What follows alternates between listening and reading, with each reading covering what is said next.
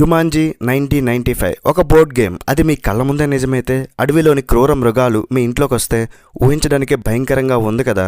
కానీ ఈ 1995లోనే ఈ అద్భుతాన్ని మనకు చూపించి మనల్ని మెప్పించిన సినిమా జుమాంజీ.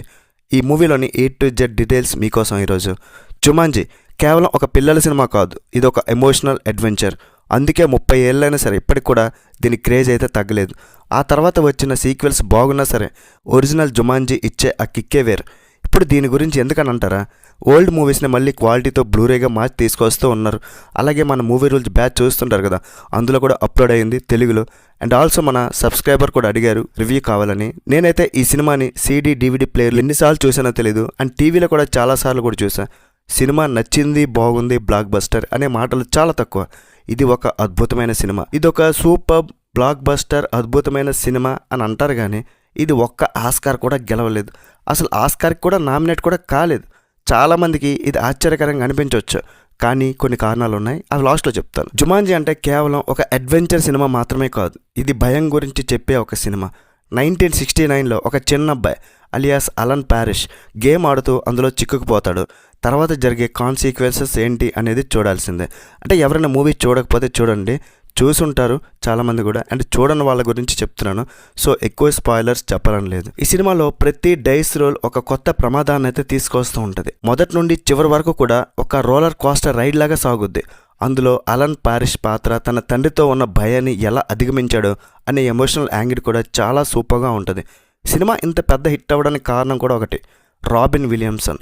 అతను జీవించాడు ఆ క్యారెక్టర్లో ఉన్న అమాయకత్వం, భయం అండ్ ధైర్యాన్ని ఆయన తప్ప ఇంకెవ్వరు కూడా పండించలేరేమో. కానీ ఇప్పుడు ఆయన బతికైతే లేరు, చనిపోయారు అనుకోండి. క్యారెక్టర్ మాత్రం అందరి మనసులో గుర్తుండిపోయే క్యారెక్టర్ అది.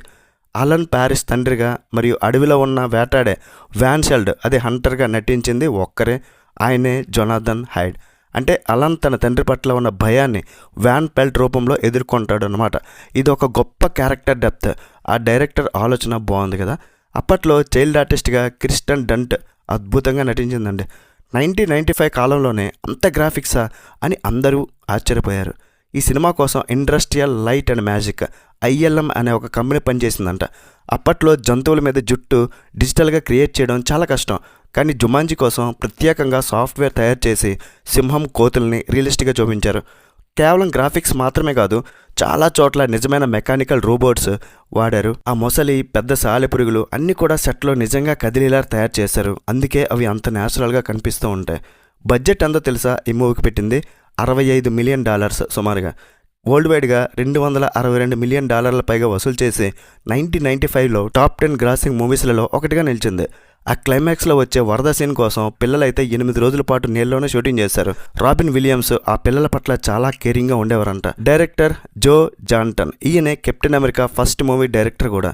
Music by James Horner, Titanic music director. ఆ డ్రమ్స్ థమ్ థమ్ వింటేనే ఇప్పటికీ ఏదో తెలియని ఒక థ్రిల్ వస్తుంది. Story by Chris Van Allsburg రాసిన పుస్తకం ఆధారంగా తీశారు. అసలు ఎందుకు ఆస్కార్ రాలేదు అని ఫస్ట్లో చెప్పాను కదా, దానికి కొన్ని రీజన్స్ ఉన్నాయి. పోటీ, కాంపిటీషన్ ఎక్కువైపోయింది. ఆ సంవత్సరం అంటే 1995-96 విజువల్ ఎఫెక్ట్స్ విభాగంలో బేబ్ అనే ఒక సినిమా అండ్ అపోలో 13 వంటి సినిమాలతో భారీ పోటీ అయితే ఉండేది. అకాడమీ అప్పట్లో బేబ్ సినిమాలోని జంతువుల యానిమేషన్కి ఎక్కువ ప్రాధాన్యత అయితే ఇచ్చింది. సాధారణంగా ఆస్కార్ మెంబర్స్ ఇలాంటి ఫ్యాంటసీ అడ్వెంచర్ సినిమాల కంటే సీరియస్ డ్రామా సినిమాలకు, ఫర్ ఎగ్జాంపుల్ ఆ ఏడాది వచ్చిన forest Gump and Brave heart, వాటికి ఎక్కువ ఓట్లు వేశారు. ఆస్కార్ రాకపోయినా సరే ఈ సినిమా తన సత్తా చాటుకుంది. సాటర్న్ అవార్డ్స్ ఉన్నాయి కదా, ఇది సైన్స్ ఫిక్షన్ అండ్ ఫ్యాంటసీ సినిమాలకు ఇచ్చే ప్రతిష్టాత్మక అవార్డు. అందులో best special effects and best supporting actors విభాగాల్లో జుమాంజీ అవార్డులు అయితే గెలుచుకుంది. అవార్డుల కంటే ప్రేక్షకుల ఆదరణే పెద్ద రికార్డు కదా. ఆస్కార్ రాకపోయినా సరే కోట్లాది మంది గుండెల్లో ఈ సినిమా ఒక కల్ట్ క్లాసిక్గా నిలిచిపోయింది. ఇది మరి ఈ జుమాంజీ కథ. మరి ఈ వీడియో నచ్చిందని అనుకుంటున్నా. మీకు నచ్చితే ఒక like, share, subscribe. Next video మళ్ళీ కలుద్దాం. బై బాయ్, జై హింద్.